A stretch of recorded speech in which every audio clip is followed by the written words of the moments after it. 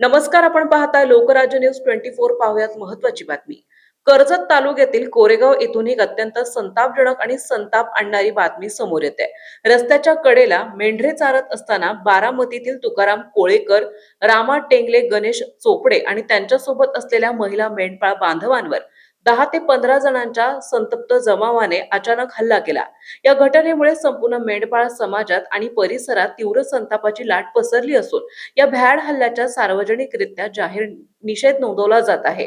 मिळालेल्या माहितीनुसार बारामती येथील तुकाराम कोळेकर, राम टेंगले, गणेश चोपडे आणि महिला मेंढपाळ कोरेगाव परिसरात रस्त्याच्या कडेला आपली मेंढरे चारत होते. त्यावेळी कुठल्याही विचार न करता, कोणतीही पूर्वकल्पना न देता खराडे आणि त्यांच्यासोबत आलेल्या 10 ते 15 जणांच्या जमावाने मेंढपाळावर अचानक चाल करून त्यांना बेदम मारहाण केली. या हल्ल्यात महिला मेंढपाळांनाही सोडण्यात आले नाही. निष्पाप मेंढपाळ बांधवांना झालेल्या रानटी आणि गुंडगिरीच्या कृत्यामुळे मेंढपाळ बांधवांमध्ये भीतीचे आणि संतापाचे वातावरण निर्माण झाले.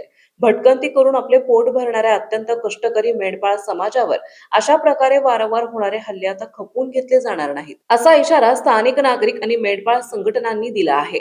या घटनेतील मुख्य आरोपी खराडे आणि त्यांच्या सर्व साथीदारांवर तत्काळ कठोर कायदेशीर कारवाई करून त्यांना अटक करण्यात यावी, अशी जोरदार मागणी आता केली जात आहे.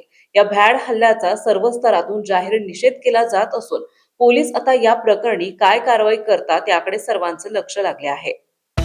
महाराष्ट्रातील महत्त्वाच्या आणि ताज्या बातम्या पाहण्यासाठी आजच आमच्या लोकराज्य न्यूज 24 न्यूज चॅनलला YouTube वर सबस्क्राईब करा आणि बेल आयकॉन प्रेस करा.